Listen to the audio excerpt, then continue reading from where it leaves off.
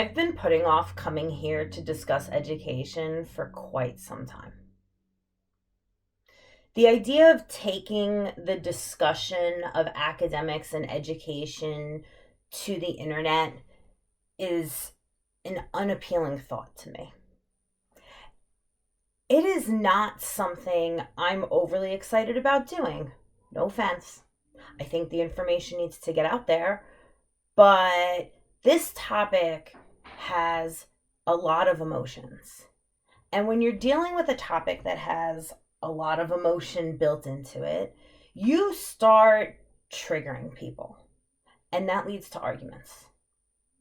And while I'm always game for a good argument, the problem with an argument is that they rarely result in solutions. So what happens is we want to deal with the problem, but we end up in this argument instead of having a discussion or debate. And this is problematic. It's problematic here because education has tons of issues and lots of stuff that people can argue about. We can argue about curriculum, masking, medical consent, social issues, library books. You got family involved, not involved, teacher salaries, unions. I mean, the list is ongoing. There are so many problems in education. There's something for everyone to argue about. And this is the issue. We constantly have a new education problem, but nowhere does anyone actually address the foundational problem of our education system. And that's really concerning because right now our population is overeducated, underemployed, non-functional, and miserable. Seriously, according to the CDC, 87% of the United States adult population is currently taking some form of anti-anxiety or antidepressant drug.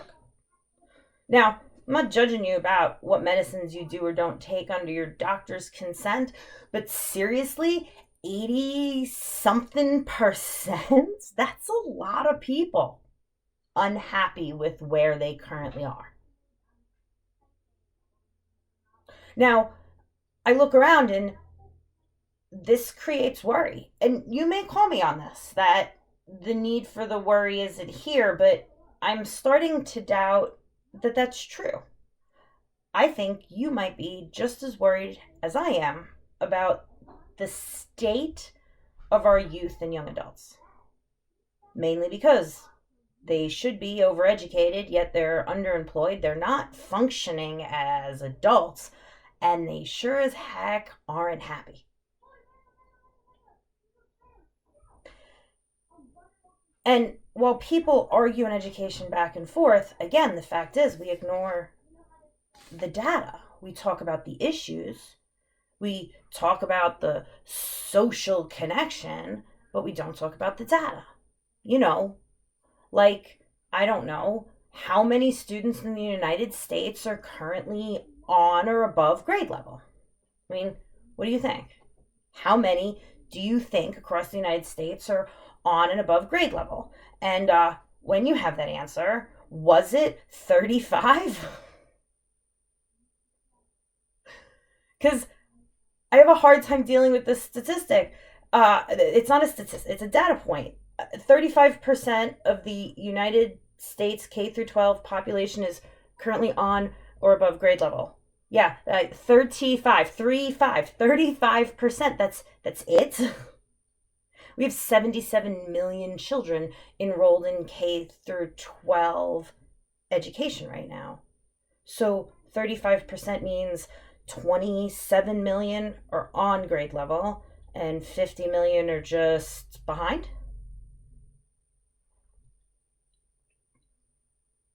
As an educator, that number is disturbing to me.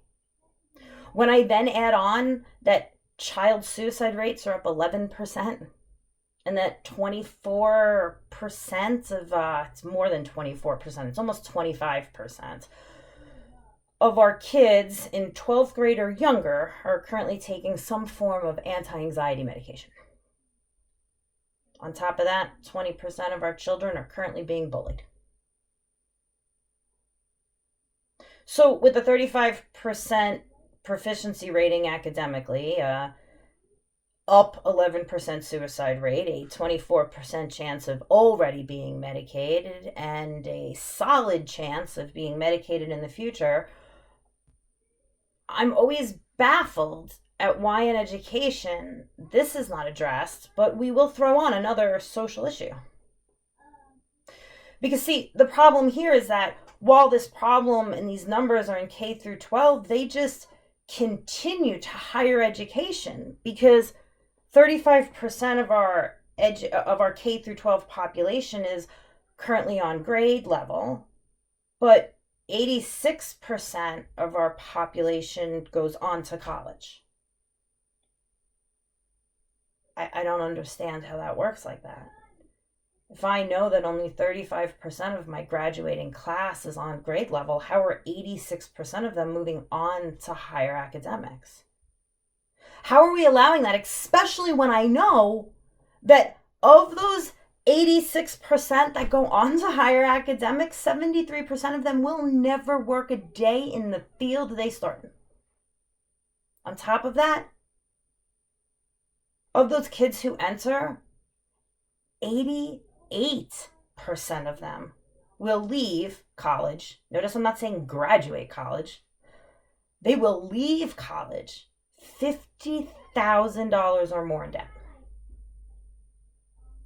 35% K through 12 proficiency rating, increased suicide rates, increased medication for mindset, pushed into a college for all, excessive debt, and lack of employment. Are you really surprised anybody's turning up miserable? And if we were to take this a step further and address it outside the world of education, because those numbers are directly from the Federal Department of Education, okay? So I'm taking it from the field of education. But if we were to take this a step further and look at what happens when you leave the classroom, as I did. I taught for the better part of a decade. Then I left for the business world, where I began coaching so that I could learn how to grow and establish my own business. Great. I started meeting with this coach who, in a group of people, and he'd teach us things, and it was great. We'd get all this information, we'd go home, we'd practice it, we'd come back, we'd get new information, we'd talk about the pros and cons. It was a neat little group for building your business. It was awesome until one day this got popped up in this class. This is Jeff Olson's success curve. So here I am in this training class, having been an educator, now in business, being presented this success curve.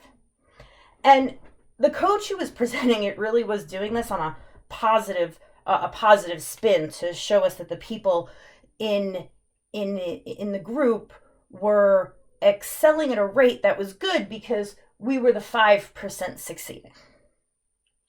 And that was, I think, the purpose he brought it to the group. However, I have to be honest, he explained that this was Jeff Olson's. We talked about how people are broken into two groups, success or failure. We did address that this is not based on income. This is based on a personal evaluation. So 5% of people are actually happy in adulthood with where they ended up. And he said that, and I didn't hear a thing he said after that. Because I'm an educator. What do you mean 5% of people end up happy where they are? I had 36 kids for 5 to 7 periods a day, electives, advisory, tutoring, field trips, college tours. I was college board trained. We were funded by the Bill and Melinda Gates Foundation. We had millions of dollars, and you mean to tell me out of all of the students who walked through my classroom, 5% of them consider themselves successful?